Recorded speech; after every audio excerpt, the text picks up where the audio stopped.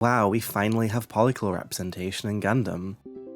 It's so accurate too. We have ADHD Looney Tunes creature, and Femboy who's addicted to huffing paint, and the most normal one, but she still probably has BPD. It's just like my real life. And wow, this is a Gundam show directed by the guy who did all those OVAs I like, and written by the guy who did that show I like. And it has this fun art style, a modern Reiwa look, and they've even brought back obscure legacy characters from the original. It's such an exciting mix of the old and new. I bet I'm gonna love this.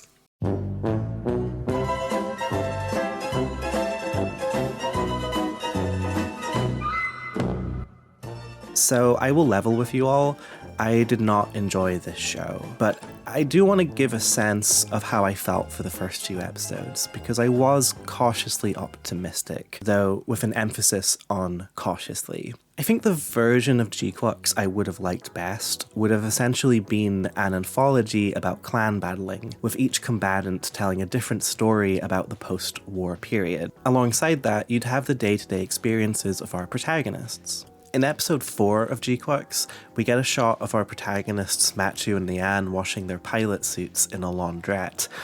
And it's moments of these I wanted more of. Moments of routine that create an intimacy between viewer and character. In a Monster of the Week show, moments like this can spread over a series like a beautiful fungus.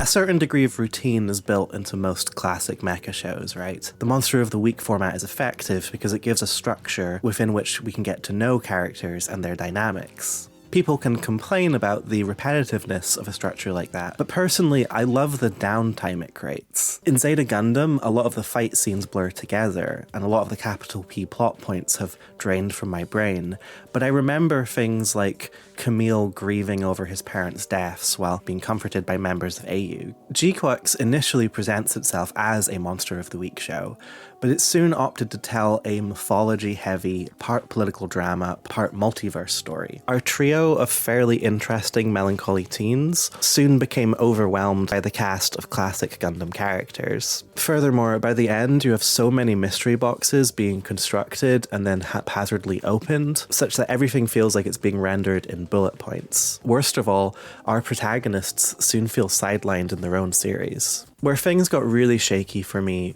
was episode 7, which is the midpoint of the series. In the previous episode, we'd set up an intriguing character, a cyber Newtype in the mode of 4 Murasami from Zeta Gundam. She talks about her Psycho Gundam like it's a massive living being, and she describes herself as its heart. Not only that, this girl huffs on Minovsky particles like she's getting high on them in her own little M-hole. And there was so much potential there of someone who floats in a trance while piloting their massive death machine. It should be leading to a confrontation of our main characters. We could explore, for instance, how her intoxication in battle mirrors how Machu is using clan battling as a form of escape due to her lack of a sense of direction in life. Instead, she never meets our main characters. She only really interacts with Chaliabul and Xavier, and the political assassination subplot she's involved in feels totally unmoored from Machu's struggle. And while we're here, I want to pick out a scene which might not seem like a big deal at first, but which I think is indicative of the show's larger problems. So we get this really flashy moment in the episode. The Psycho Gundam removes its exoskeleton and kind of hauntingly levitates in the air, its armor swirling around it. It was cool, a really interesting visual, but it feels so unstuck from the rest of the episode. And it's made worse by the characters' kind of muted reactions. They do say like, "Oh no, we're under attack," but no one seems to really comment on how bizarre what they're seeing is. Like, there's no other technology we've seen like this in the show. Nothing else that looks this eldritch and strange. It seems like something characters should comment on or find unusual. Compare that to the scene it's likely referencing, the one in Evangelion where Unit 01 goes berserk, ripping off its armor and eating an angel. There's a marked difference in tone. In that scene, it genuinely feels like an eldritch abomination has arrived. But here, I felt like you could have replaced the Psycho Gundam with basically any powerful mobile armor, and it would have gotten the same response. It feels like a cool visual in isolation, maybe one that we're meant to post about on Twitter the next day, but one that didn't really add to the episode itself or its themes. And there are a lot of scenes like that in this episode, moments that are clearly meant to be poggers and exciting, but drag attention away from the plot that's being told, which ostensibly should be on our protagonists. Let's just run down the remaining episodes so I can let you know my general emotional reaction to the series. I was actually pleasantly surprised by episode 8. I was intrigued by Nian being taken under Cecilia's wing, and I liked the setting, this noirish post-war Granada teeming with spies. There's a version of Gquuuuuux here which I think could have been very cool, a sort of conspiratorial narrative about secret Zionic projects and infighting. But it's also very rushed, and at minimum I think it should have been told over 2 episodes, which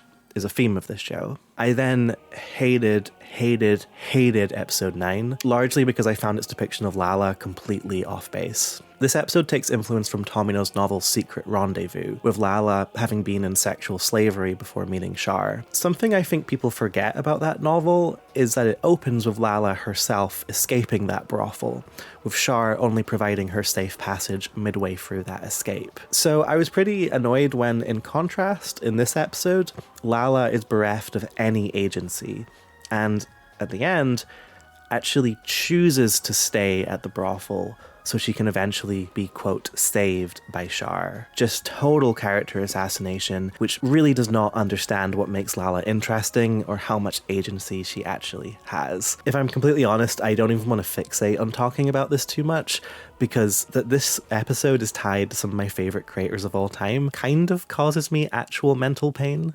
Episode 10 is the last episode I have anything positive to say about.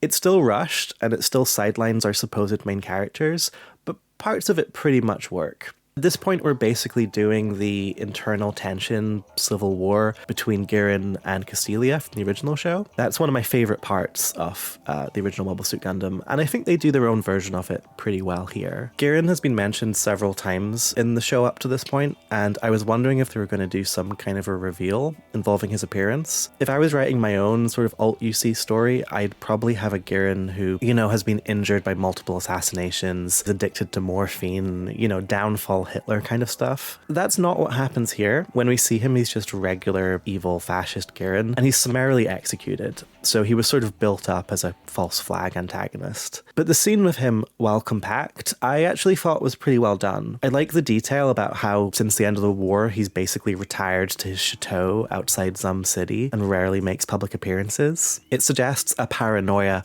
and also that Girin probably never would have been able to effectively run a post-war Zeon state. Certainly not one with as many compromises as are made in this setting. I also like that his Ava Braun-esque secretary seems to actually be more ideologically minded at this point than he is. Honestly, Girin seems to be just sort of checked out, mostly just parroting social Darwinist dogma. Newtypes probably don't exist, he says, but even if they do, they should just fight to prove their worth. And it ends with the image of Girin keeled over dead, his eyes bulging, saliva drooling out of his mouth.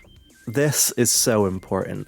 Girin has to die in a way that neuters his fascistic pomp. We need to see the man who thinks he's an Ubermensch reduced to a lifeless, ignoble sack of meat. So, pretty good stuff. Episode 11 is probably the absolute nadir of the show. By this point, there's just so many moving parts to set up that it feels completely breathless. We gotta get Char back into the fold, we gotta get Cecilia to confront him, we gotta get Chalia Bull to try and assassinate her, we have to get Shuji back, we have to explain the Rose of Sharon. Oh, and I guess we have to have Machu and Nian fight, since they're supposedly our main characters.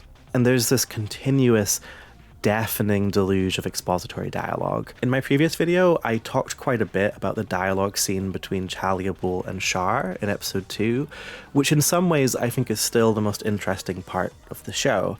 Anno explicitly working in tribute to Tomino's elliptical dialogue style. Tomino could also occasionally engage in this sort of declarative dialogue style, particularly in battle scenes. I mean, pretty much most anime creators do at some point, but nothing like what we see in this episode. Not a single plot point is left unstated here. Everything is underlined. Characters sometimes state their motivations to themselves in otherwise empty rooms. Just joyless stuff. And then episode 12, yeah, I don't know. I like the idea of this show leading to a conclusion of Chalia Bull fighting Char. I think that's pretty neat. But again, it's so fragmentary with the length that I feel like it barely had any weight. Mostly, I feel this episode is just fine, I guess, but it doesn't channel any of what I like about Gundam. In some ways, what this reminded me of most was a Russell T Davies Doctor Who finale. The stakes are absurdly high, but to a degree that it doesn't really seem like they exist. There are some classic era cameos, but they happen at such a brisk pace that it feels more like the idea of something happening than an actual depiction. Nothing really lands. The end result is that there's simultaneously so much going on and also so little for me to sink my teeth into. What's most striking to me about this show is that it clearly does see itself as a love letter to the original, but it also reflects so little of what I love about that original. 0079 is an anime in which characters have ambiguous motivations, and in which the stakes become less about individuals shaping the universe than they are about people we've grown to love trying to survive. Despite the iconicity we have attached to key moments in the story, it's kind of an anti-iconic series, constantly undressing and interrogating its main characters. Consider Char Aznable. In the last 10 episodes of 0079, Char becomes an increasingly complex figure. Does he know he's lying to himself when he tells Amuro that Lala's death was justified because it allowed her to become a Newtype? What about this scene where he describes the emptiness he felt after killing Garma? There's a hint of a smile on his face, but also he does seem to stall in his quest to kill the Zabis after meeting Lala. To what degree is Char an all according to Keikaku mastermind, and to what degree is he someone who acts on impulse more often than he'd like to admit, someone driven by motives often he himself doesn't totally understand? The Char of Gquuuuuux, in comparison, is a caricature. The series pays lip service to his, quote, emptiness, but mostly what we see here is a hyper-competent icon, not the charismatic but petty man adept at lying to himself that we know from the original series. In Gquuuuuux, the stakes get higher and higher until the very universe is in peril, hinging on the actions of Machu to save it. In contrast, 0079's final scene is about Amuro finding the will to survive, the will to escape a collapsing fortress, while the actual outcome of the war has already been decided, the fascistic Zabi clan having turned on each other as they were always going to do. I often joke that one of the appeals of 80s mecha to me is its willingness to be dry or boring. Shows like Dogram, which I've done a whole video on, take this to the most extreme extent, with entire arcs dedicated to parliamentary democracy. But Dogram shares a head writer of the original Gundam, Hiroyuki Hoshiyama, a really unsung figure in anime. And I think in Dogram he was basically developing ideas from those last 10 episodes of Gundam. Particularly the slow burn escalating drama between Cassilia and Garen Zabi, the two main power centers in Zeon. I say boring, but it's really more methodical. The show's final arc doesn't need cosmic stakes to be interesting. It's more about various grudges colliding while the war reaches its end. There's a scene I think about a lot in that last set piece. Garen is refusing to evacuate Abawaku, even as the fortress is collapsing around him. He's high on his own supply, he genuinely believes in Zeon's supremacy, and he doesn't see how inevitable their defeat now is. His sister, Cassilia, raises a gun to his head, ready to kill him for his patricide of their father, and we can tell that he genuinely doesn't think she's going to pull the trigger. But she does, and afterward, the frame lingers on his lifeless body as it drifts in zero gravity. In a pretty exemplary moment of television, the fascistic Tin Man is turned into a lifeless sack of meat, which limply bobs against the walls of the space station. In contrast, Gquuuuuux is so frenetic that it rarely gets to linger on or underline its moments in this way. Tsurumaki has mentioned in interviews that he's a big watcher of parkour YouTube, and the tempo of this show is definitely like that. Characters always on the move, weaving between busy streets and chaotic battles. At its best, this can come across as exciting and ragtag in the way Tsurumaki's best work is, but at its worst, it creates a show that feels deathly afraid of being boring, but as such can rarely be meaningful. There still could have been potential problems with the show as a slower-paced Monster of the Week series. For instance, I'm still not certain 12 episodes would have been enough time to create a compelling season arc, even one with lower stakes. But still, the Gquuuuuux I yearn for would not have been wall-to-wall action. I think instead it would have been the story promised by the first episode, of melancholic teenagers trapped in an endless suburb hanging in space, underground Gundam fights providing an attempt to find meaning. I think that could have captured a lot more of what I value in the original show, while ironically hinging less on explicit references to it. Something I really liked in the first few episodes was how they introduced the metaphysical aspects of Gundam to reinforce those themes. We have Machu as someone stifled by life in space, constrained by its artificiality, and she first experiences a sense of liberation through the paintings of the Kira, a splash of colour in an otherwise monotone world. I really liked how the transcendence of Newtypes in Gquuuuuux was being presented as a kind of alternative to the expectations of adulthood. In a vision of space colonies as basically an endless series of commercial districts, suburbs, and office spaces hanging in the void, the Kira provided a way out of the imposed monotony of adulthood. It seemed to provide the groundwork for a really intriguing reworking of that furikuri ennui Tsurumaki is known for. There's a difference, right, between the teenage angst of Tsurumaki and the teenage angst of Hideaki Anno. Tsurumaki's is more extroverted, more frantic, and maybe more urban. Anno's is quieter, more insular, and more homebound. Anno's angst is of sitting in your room, listening to the same song on repeat to drown out your repetitive thoughts. Tsurumaki's is of sitting outside a 7-Eleven late at night with your shitty friends, making dumb jokes a little too loud, your hands stuck in your hoodie pockets, hoping you look cool in front of that older girl you kinda like. Back when the show started, I read my friend Mercedes' review of the opening movie on Letterboxd, and my imagination was lit on fire when she brought up an excellent point. That this Reiwa version of Tsurumaki's teenage angst changed a little, become more transactional. As she says, all throughout I couldn't stop feeling the weight of the furikuri director's take on Gundam. And I think it specifically wore that well, demonstrated by the split between homage and original material. Tsurumaki's brilliance as a director is charging up his works with an aesthetic of subculture, then as now, but subculture looks so different that it's almost not perceptible, except, maybe possibly, derogatorily. Kids don't just hang around aimlessly, they're gig workers who really need the job. The police are a lot more militarized, and the war weapons may as well be hovering over our heads. I've spent several years now trying to bully Mercedes into making a YouTube video. She is the AniTuber's AniTuber, respected by many in the scene, despite not herself having made a video yet. So I'm going to end this review by using this as an opportunity to force her to make a video. I'm going to hand it over to Mercedes, and she's going to talk about where Gquuuuuux sits in Tsurumaki's oeuvre. If you like her segment, you should all bully her into making a YouTube channel.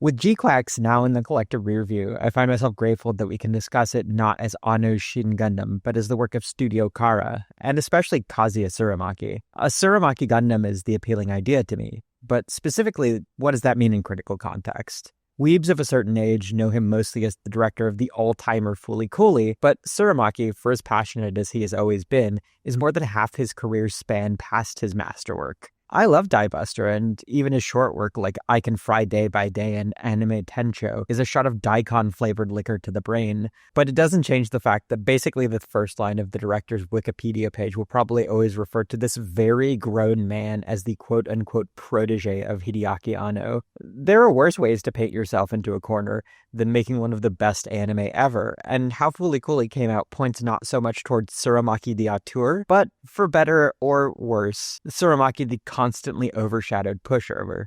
To be sure, two things most clearly represent the Tsurumaki style. A spirit of collaborative anarchy matched with an otaku's drive towards synthesizing the new from the familiar, and they combine to the effect of an overwhelming psychological atmosphere. To explain exactly what the hell I mean by that, we can hear it from the conversations between Tsurumaki and Gainax's character designer Yoshipi Sadamoto from the series' retrospective book Fooly Coolic Noise.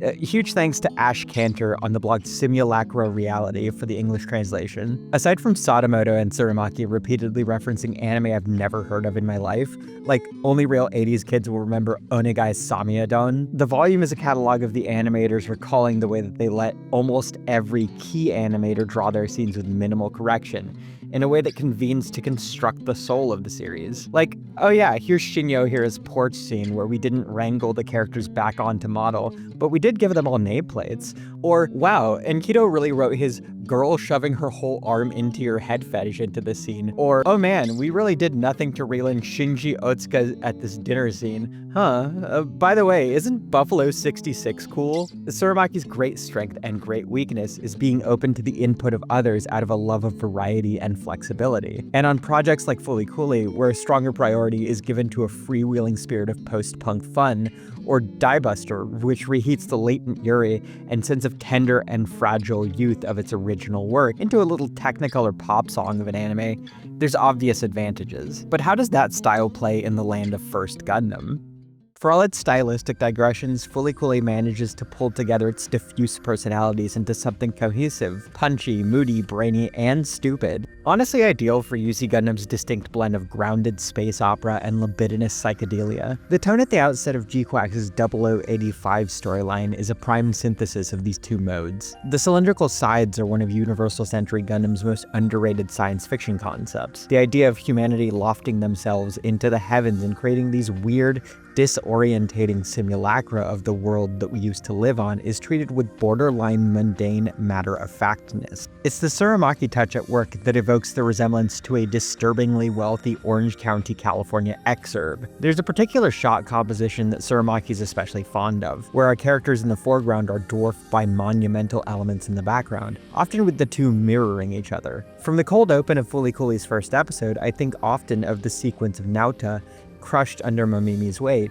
quizzical look on his face, first small against the bridge, then the river that the bridge spans, and finally the giant medical Mechanica Flatiron. Like all the stasis in the world bears down on him. Like Naota isn't just the smallest person in the plot, but nearly the smallest living thing, and the sense of that is amplified by his fashion sense. Lots of baggy, shapeless layers that drown his figure and give him places to hide his abundant shame. Lalk is small against everything on the screen, not just the cosmic scale of the fight on hand. Her stature underpins the way that duty has her embittered and outmatched. Our intro to Machu might be one of the best character intros of Tsurumaki's career, hitting a handstand in her prim proper school uniform in full view of her preppy classmates, pondering the sense of alienation only found in heavenly abodes. The sky isn't over our heads, but under our feet. All at once, we have character and vibe and the sense that Tsurumaki has just pressed his inked thumbprint onto Gundam. The setting, Side 6 and its government, is particularly loaded for Gundam. Its neutral status during the One-Year War allowed the rare instance in early canon of simmering tension and war in the pocket. And in the alternate canon Gquuuuuux presents, the pressure of maintaining its own government in the midst of uneasy coexistence between Zeon and the Earth Federation has turned it into a kind of Berlin for the series version of the Cold War. For Kazuya Tsurumaki, looking back on 79 Gundam's martial vibe with the other side of the end of history behind him, his frame of reference for the conflict was the Cold War paranoia he was born into. In an interview with Toussaint Egan for Polygon, Tsurumaki said, "The first director of Gundam, Mr. Yoshiyuki Tomino, he actually knew the experience of physical war. Obviously, he was not actually participating in the battle, but I do believe he was there. He lived through World War II. He knew the atmosphere of what it was like. However, I personally do not know about physical war. I only know about the Cold War. So during my boyhood, I could actually have the sense of the Cold War. There was no direct battle going on close to me, but I was afraid we didn't know when a war might break out."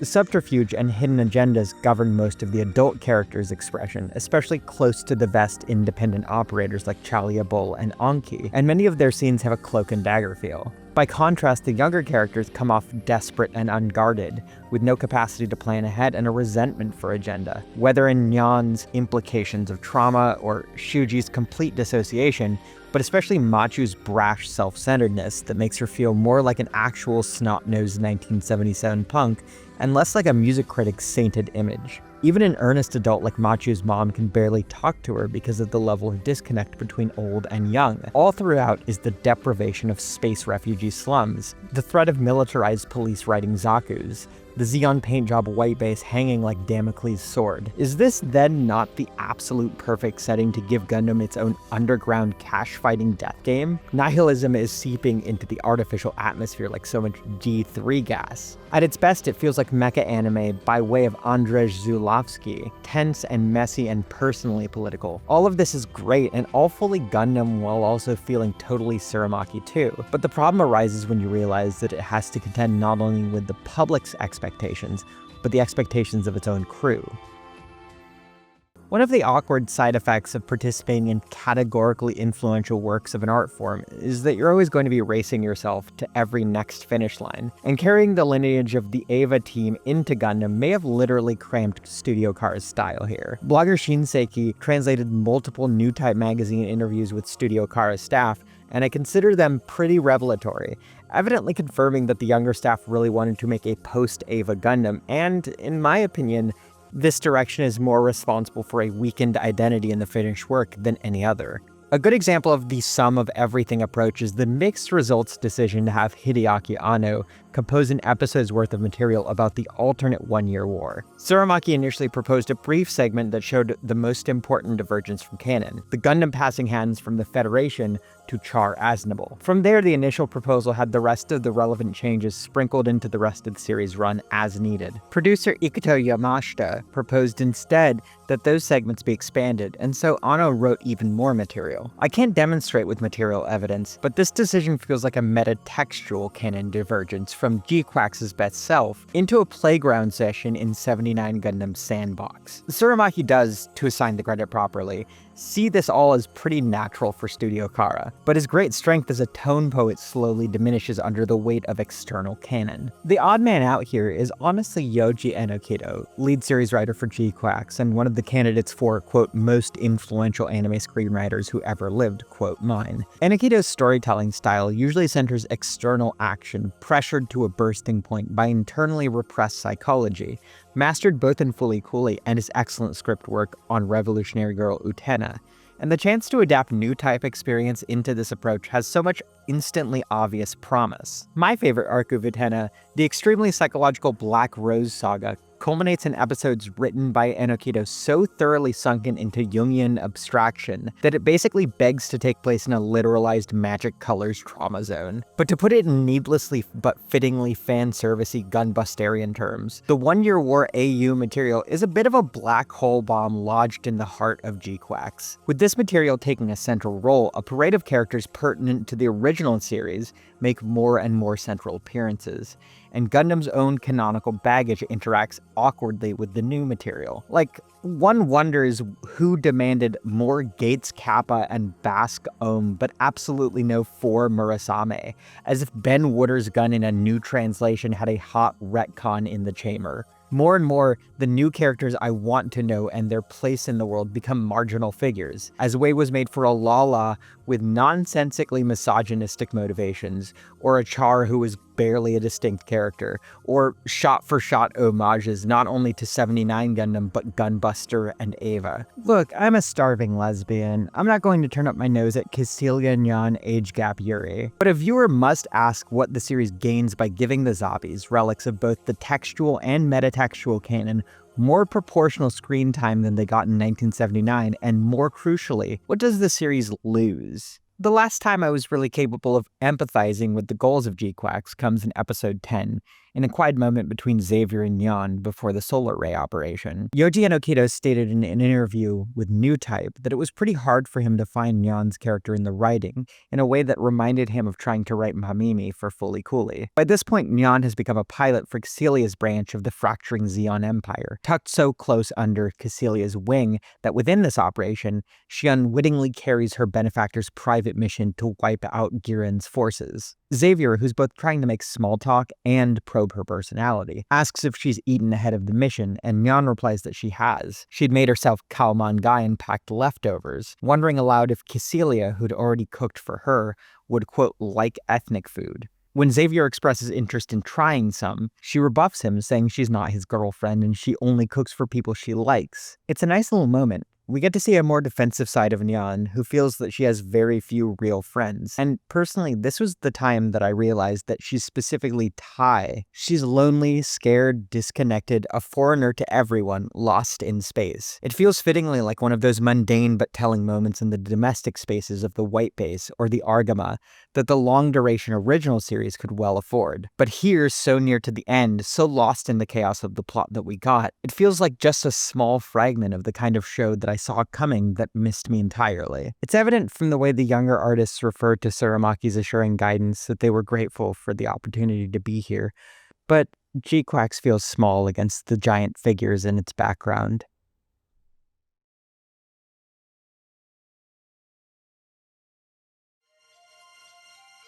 There is actually a seed of an idea that I really like in the last Gquuuuuux episode, which is this theme of fighting for a universe that is actually part of a long series of iterations on an original work of art. Being in basically a remake universe and still trying to make a claim for your own meaning and validity. I think I like this idea because you could tie it to some of the difficulties of Gundam as science fiction in the year 2025. The future that Gundam predicted in the 70s was based in part around fears of overpopulation and also around images of massive technological undertakings by transnational superstates. We've now reached a future that is very different. The intelligentsia worry about underpopulation, while localism and fragmentation are more culturally in vogue. It's very hard right now to imagine an Earth Federation. Furthermore, we still don't have large-scale space settlements, but we do have pocket-sized supercomputers and schizo-posting AI. Basically, we've reached the future prophesized by Philip K. Dick before we got to Asimovs or Heinleins or, indeed, Gundams. So in this context, I think it's fair to ask, what has the universal century become? Is it still an imagined future? Is it now retro-futurism?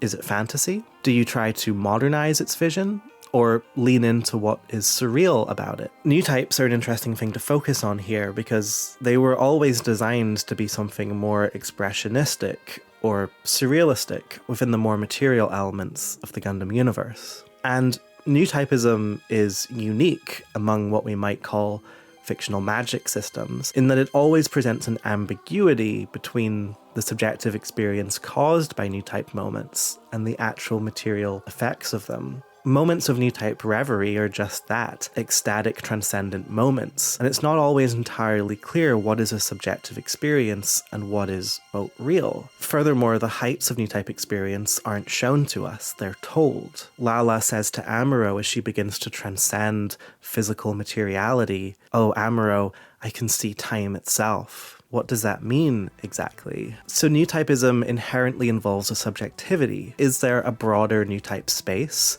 that dead Newtypes like Lala are transcending into? If there is, we've never really seen it. We've only seen its borders. I've already done a video about Newtypes, and I'm proud of that piece, particularly since I think it came out at a time when it was a little bit less common in the fandom to say that that was an aspect of the show that you really liked. And I think I did a good job in that video of talking about how they function as metaphor for political revolution and why they work on a formal level. But I also wish that I contextualized them more, both within the counterculture movements they're gesturing towards, but also just within the history of psychics and sci-fi more generally. So let's do that. Much of Gundam is inspired by the work of futurist Gerard O'Neill, whose O'Neill cylinders are at the heart of Gundam's setting. As far as I can tell, there's nothing in his work that actively talks about extrasensory experiences, but his stuff was championed by some in the psychedelic movement who did make those claims, which we'll get to later. Some people have suggested that Gundam's depiction of space colonization might have been influenced by the work of Taku Mayumura, an influential science fiction novelist in Japan,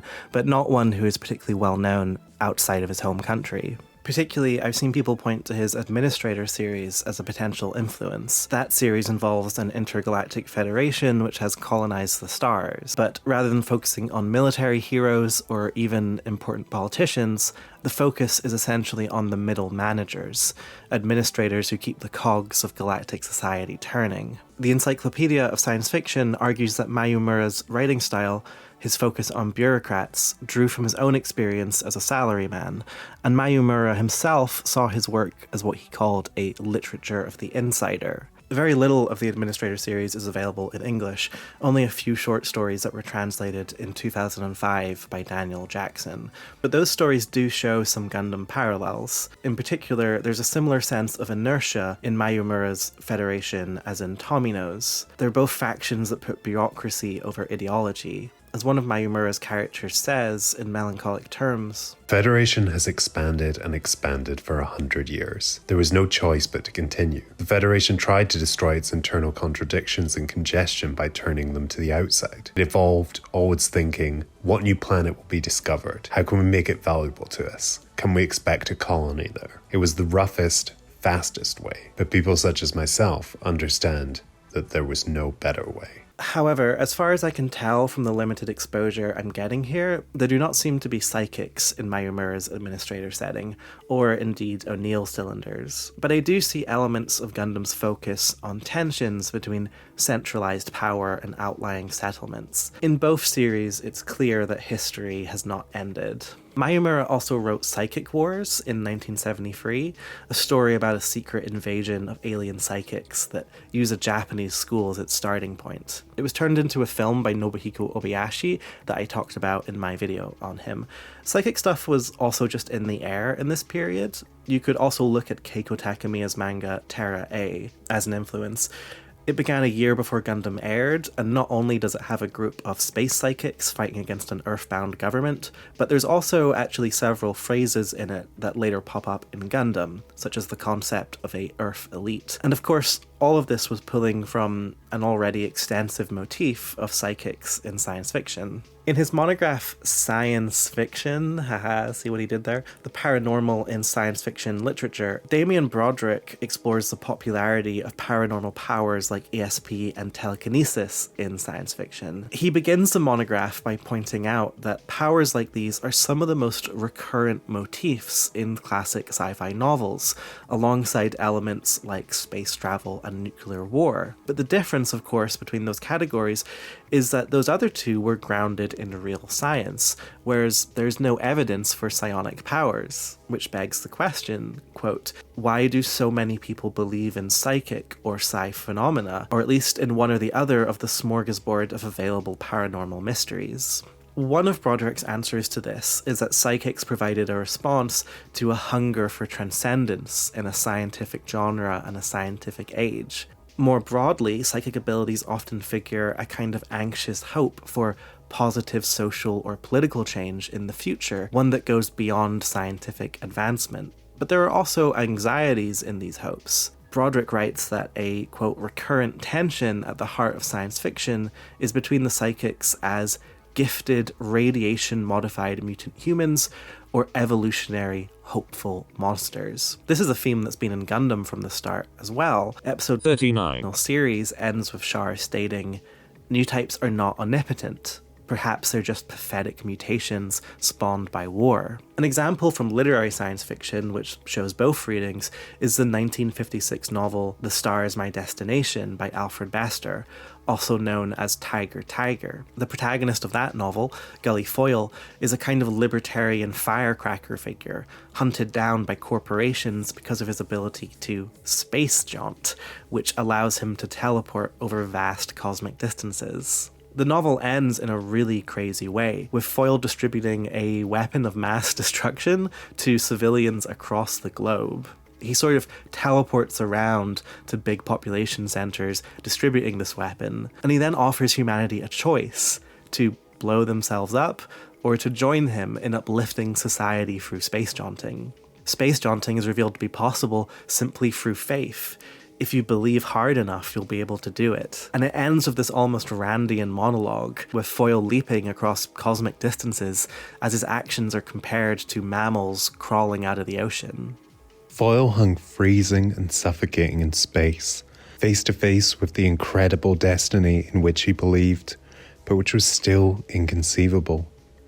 He hung in space for a blinding moment, as helpless, as amazed, and yet as inevitable as the first guild creature to come out of the sea and hang gulping on a primeval beach in the dawn history of life on Earth. So, psionic fiction is usually interested in evolution. However, I should note here that this evolution is sometimes presented in more ominous terms. Many stories feature psychics at a transitional stage towards an all-powerful entity which comes at the loss of differentiated ego, what Broderick describes as a kind of, quote, cosmic overmind, that is usually not so much divine as immanent in the space-time structure of the universe. An archetypal example is Arthur C. Clarke's Childhood's End from 1953. In this story, humanity makes contact with a seemingly benevolent advanced race known as the Overlords, who say they want to uplift human society. Sometime after making contact, human children begin exhibiting psychic powers,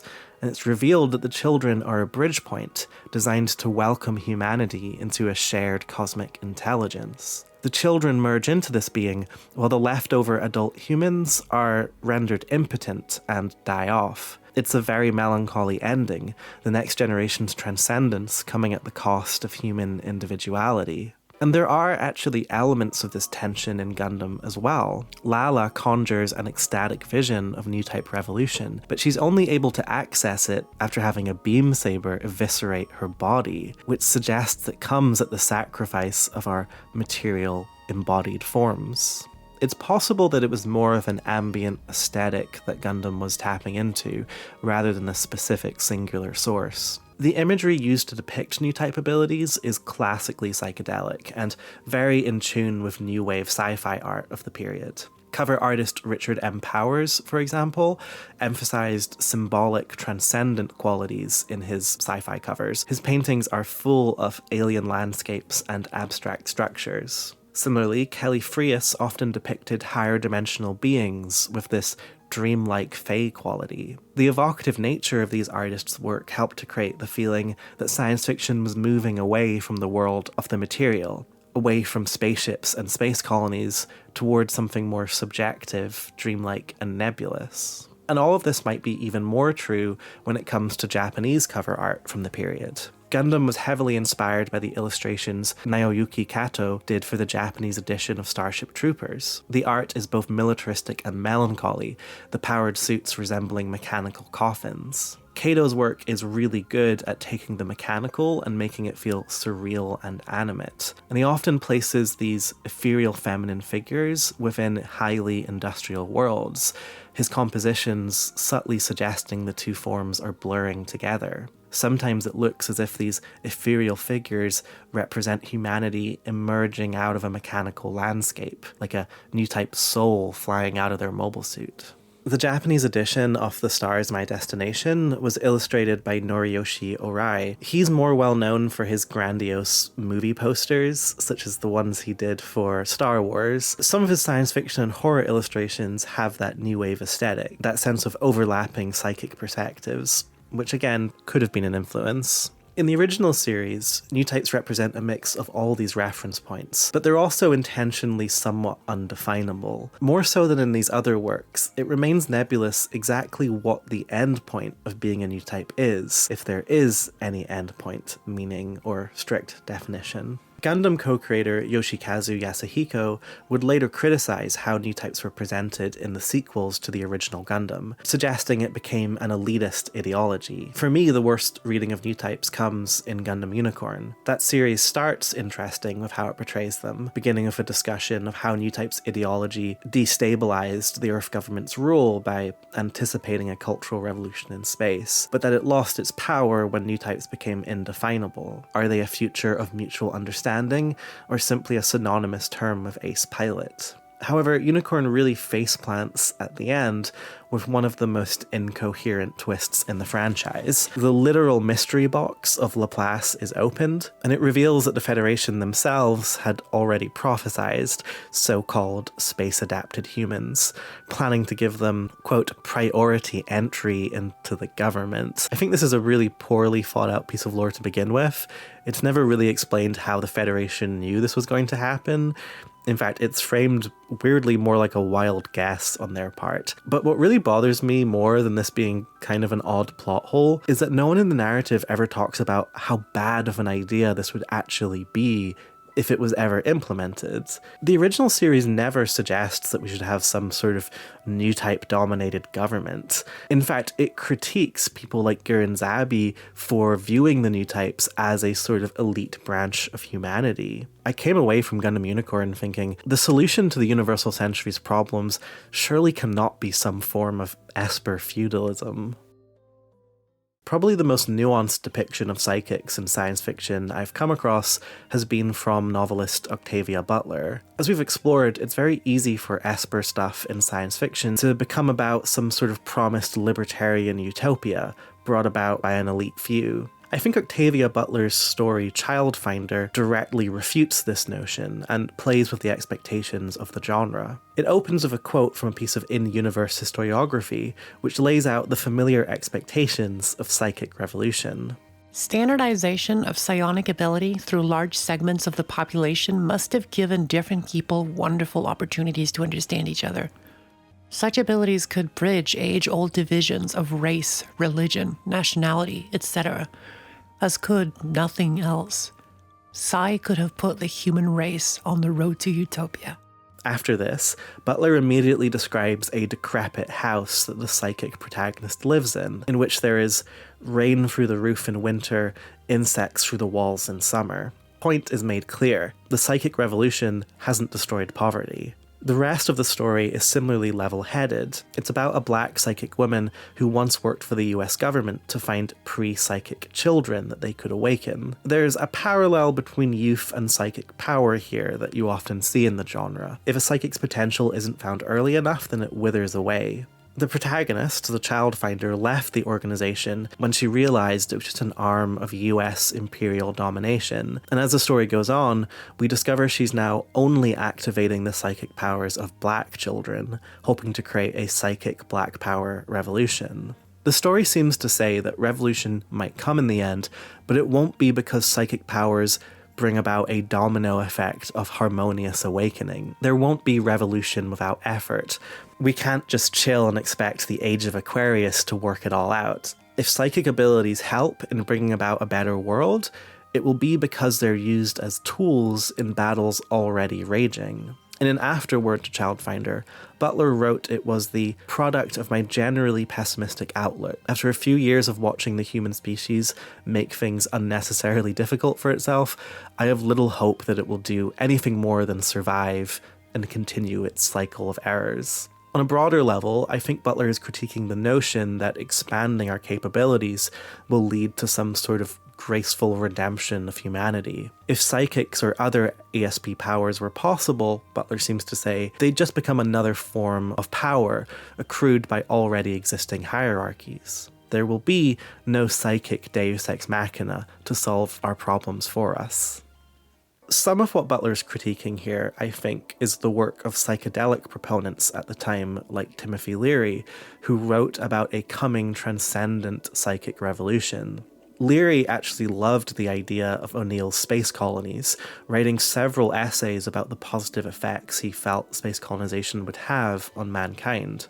Similar to Gundam, Leary understood space migration as a response to overpopulation and resource depletion. But there was always a libertarian elitism in Leary's thinking. He saw space migration as the domain of an elite class of humanity, valiantly attempting to push forward human evolution. And of course, he was one of these members of this elite class. So I find there's an uncomfortable quality to his writings, and the way he calls himself an elite evolutionary warrior. Those are his actual words. Honestly, what a dork. This guy sucks. Of course, now, in the year 2025, that elitist vision of utopia comes less from fantasies of ESP and more from transhumanist beliefs in the singularity. We won't spontaneously become psychic through space exploration, as Leary theorized. We'll build our own psychic apparatus through VR glasses and implants, our own techno-organic overmind. In the year 2025, space travel is mainly the goal of the techno-elite. Elon Musk positions Mars colonization as the only way to secure human existence, but the specifics of how that works always seems kind of fuzzy. Jeff Bezos positions space as an industrial playground, the place to move our industrial bases. Bezos has actually specifically mentioned O'Neill cylinders as his vision for space travel. O'Neill colonies might choose to replicate Earth cities. And of course, I'm not totally against the idea of us one day building an O'Neill cylinder, but I'm also not naive enough to think that his motivation is anything other than capitalist expansion. In the 2010s and 2020s, we've seen a lot of Gundam series invert the traditional UC relationship between Earth and space, and I think it's in response to this change. In G-Reco, space is mostly the arena for a techno-elite, who force the vast majority of the human population, the humans on Earth, to live in ignorance, even instituting a taboo of looking at the stars. In Gundam The Witch from Mercury, the Earth has become a war-torn site of proxy wars, while the rich corporations have moved into space, with what we see of the space settlements resembling Google campuses more than nations. Proponents of this kind of tech utopianism always seem to be operating on a denial of death. Elon Musk talks about the need for space colonization because of the eventual death of the sun, despite the fact that that won't happen for another 5 billion years. Belief in a technological singularity is an even more literal version of this. A heavenly kingdom can be built, the Peter Thiels of the world say, through copper wire and data centers. And this, I think, is the main narrative way that Newtypes in the original series are different from this techno-transcendent ideas. Because Newtypes, I think, initially look like a denial of death, but it eventually becomes clear that they are an acceptance of it.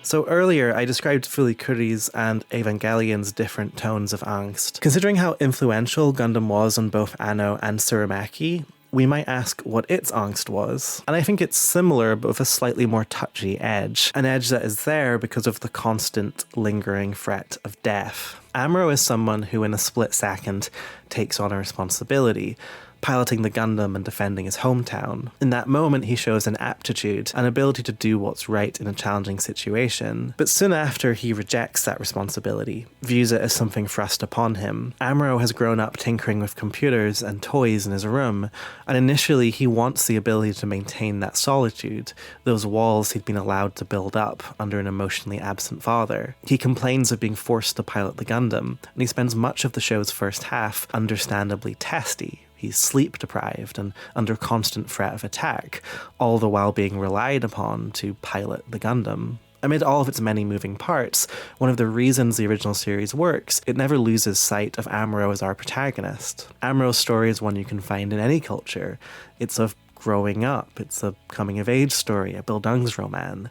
It's of becoming a real human being. Through exercising responsibility, he goes beyond himself. He externalizes and becomes a participant in society. When he kills Lala, he says that he's done something he can never take back. But there's a sense that neither the narrative nor Lala really judges him for it. Both understand that he's a soldier, he's fighting in a conflict he believes in, and this comes with that. I think if you boil down the original show to its essentials, its central theme basically is death. Death and how we find meaning in proximity to it. While the series ends with the charge on a Baoaku, Lala's death scene is its real emotional conclusion and where it resolves its central concerns. When Lala says people are changing, becoming like us, we as the audience are given hope that no matter how this conflict ends, people will still find a way to connect with one another. Furthermore, this glimpse into Lala's ascension into a different realm a place where, as she says, even time seems to glow, tells us that there is more to existence than the blood and steel material world the show has been dominated by. And despite how narratively spiritual this is, I don't think the viewer even has to read it thematically in those terms. On its most basic level, it's just saying, there are things larger than us, ideas and dreams and concepts, things we're fighting for that will outlive us. One of Gquuuuux's better visuals is Shuji and Machu talking, overlaid onto footage of this scene from the original show. I like how in this context, the animation of the original is oddly ethereal. The muted colours and curvy line art of the original series becomes literally otherworldly, a plane of reality very distant from Machu and Shuji's, but also their progenitor. But despite this, despite being overtly metatextually in the shadow of previous works and ideas, Gquuuuuux also has a lot of references that feel oddly meaningless to me. Like, here's an example. At the start of episode 11, they recreate a scene of action from Evangelion 3.0, almost shot for shot. But, like, for what purpose? What is this invoking about that movie or that scene or that moment? What comment are the team making for that comparison? And sadly, I think the answer is not very much. You're just meant to recognize the scene and clap. I ragged on Gundam Unicorn earlier, and before Gquuuuuux, Unicorn was usually trotted out as the example of UC Gundam at its most key-jangling and nostalgia-baiting. But ironically, as much as Unicorn's recursiveness is one of the main points of critique people have against it, not me though, Unicorn makes me insane for different reasons that I'll maybe talk about in a different video, I would argue that its use of UC motifs is at least more layered than Gquuuuux's. Like, take its cast, for instance. Initially, we assume, say, Angelo Sopper is modelled after Garma Zabi due to his design and his homoerotic tension with Full Frontal. But Angelo turns out to be a very different character. He's a man in awe of Full Frontal, rescued by him from sexual slavery. He's a kind of twisted version of Lala, born into a broken world, never able to create a set of dreams larger than his love for the man who saved him. And Full Frontal. He's a Char clone, right? I mean, he's literally a Char clone in the narrative, but eventually we learn he's something different. He's a Char designed not to crash out, to stay the course. He's a plastic doll of Char, with all the problematic messiness shaved away. He lacks, as one character says, the passionate madness. He is Castle Daikun as political signifier, someone who truly believes in his ideology in the way the man he is modelled after did not, and this makes him a fundamentally different character. In fact, the true analogue of Char in the series might actually be Riddy, the Federation pilot who is heir to a political dynasty. Initially, he appears calm and suave and charismatic, but as the series goes on, we realize he's a bundle of neuroses, tortured by the revelation that his family basically did a Kennedy assassination on his grandfather. Or the Vist family. They occupy a similar space as the Zabis in original Gundam, a dynasty that holds central power among the antagonists, which eventually collapses in on itself. But whereas the Zabi family were nakedly fascistic, openly discussing the need to eliminate masses of people, Martha Vist has to put on a clean face, all the while doing much of the same stuff. She's a different sort of evil, a Clintonite neoliberal figure who buries war crimes in spreadsheets. So you see what I mean, right? Unicorn is very indebted to the original series, and I think it deserves some criticism for that. But I would say it's still using the character concepts from the original to put some sort of a spin on them, to say something about where the setting has gone since the original show. And as much as Unicorn gets criticized for overly literalizing Newtypes, I think it does understand the central tragedy I've discussed earlier, of Newtypes both embodying a potential transcendence, and that transcendence basically only being approachable through death. In fact, I think the ending of Unicorn, which initially looks very different from the original series, is actually intended to mirror Amuro's struggle in the last moments of 0079 of whether or not to escape a Baoa coup. It's just on a much larger, more cosmic scale. So at the end of Unicorn, Banagher begins to go beyond the time, he merges with the unicorn and with its power, and he takes on this ascended, hyper-intelligent state. One of the great flaws of the anime adaptation, I think, is that it doesn't attempt to depict the interiority of this experience. We see it all from Riddy's perspective. But in the novel, we see how Banagher views the masses of humanity after beginning to transcend. When it woke up, it was perturbed by the many erratic thoughts surrounding it, and felt dizzy as it stood for a long time. Delight, anger, sadness. It was unable to abandon hope or despair, and the countless thoughts continued to reverberate around him. They never noticed how loud their voices were when they called for each other. It too was once part of them, but its memory was hazy. It continued to observe the noisy thoughts. The Banagher-unicorn hybrid then turns toward the Earth, and we get a description of how humanity is responding to the revelations of Laplace's box and the Federation's knowledge of Newtypes. This is a lie, someone said. No, it's not beneath the Federation to do this, someone else refuted. The world's going to be turned upside down, a group of people discussed. Some declared there was no proof that Newtypes existed, and nothing would change. Most of the thoughts, however, never participated in this debate. While this unexpected incident caught their attention, they would soon return to the work at hand. Their thoughts were preoccupied with today's dinner and tomorrow's schedule. It felt that such dim-wittedness was something only creatures of flesh would have. It found itself unexpectedly stunned. The collective thoughts have formed me, yet I feel so disjointed.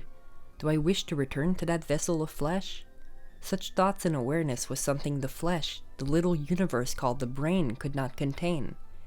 Once it returned, it would forget everything and be dominated by the limited senses of the flesh.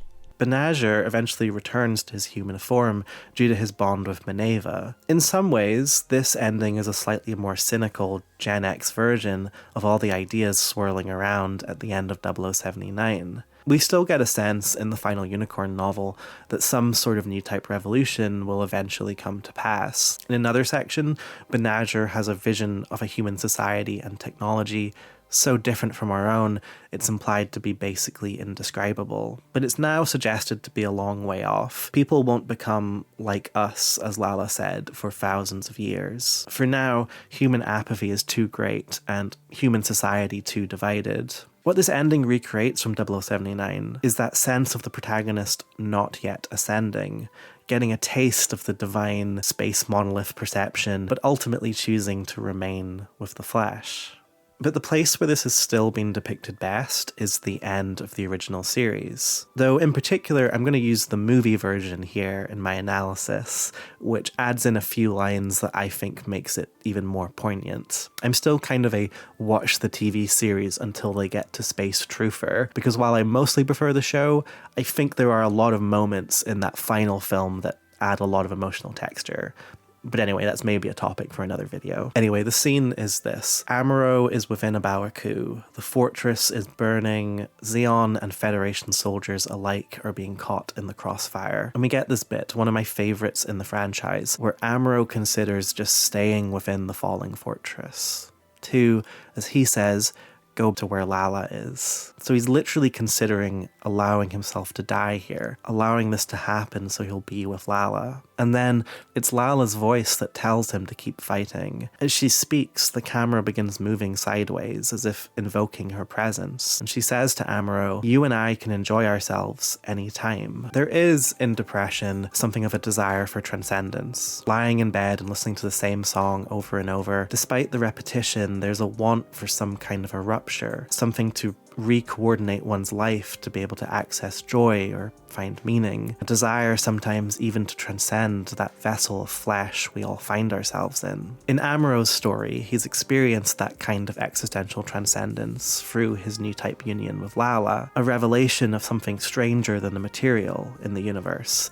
something beyond our mortal fleshy forms. But alongside that, he's learned to value being alive, to engage in the physical world. That's why it's so emotional when Amuro is guided back to his friends among the White Base, his newfound family. There's an air of guilt when he says to Lala, "Forgive me, I still have a place to go back to. Nothing feels as good as this. Please forgive me, Lala. I can go be with you anytime." One day he'll go beyond the time, understand things we can't understand on a human time frame, in a human body. One day he'll understand exactly all the things Lala said, but for now, he'll sacrifice that for the experience of being with the crew of White Base, in his flawed human body, with his flawed human perception. For now, he'll choose to come home rather than to seek the transcendent. Because, like he says, reaching out to his found family, the people he's proved himself to, who've come to recognize him as a real human being, like he says, when choosing to stay, nothing feels as good as this.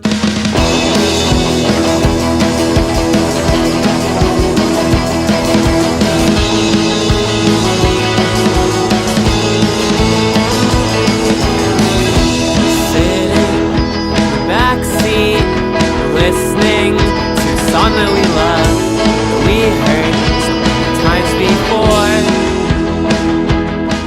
Thank you to all my patrons. I really appreciate the financial support, especially right now. It's really rough out there. It's very tough, scary times. So people being willing to help me make these videos just means so much. And yeah, it's great making these videos. This one ended up being kind of nightmarish. My external hard drive died midway through making this, or more towards the end of making it, and I had to relink a bunch of files, and it was a disaster. It was kind of a mess. But hey, we got this out there, and I hope people enjoy it. Thank you, Mercedes, as well, for her segment. If you want to bully her into making more YouTube videos, I have included her Blue Sky in the show notes. Also, thank you to the band Kara's Walk Home. I used their song Weekend Party with Your Friends for this ending AMV. I really like that band quite a bit, Kara's Walk Home. If you want to hear more of their music, I have also put their YouTube account in the show notes. Okay, thank you, folks.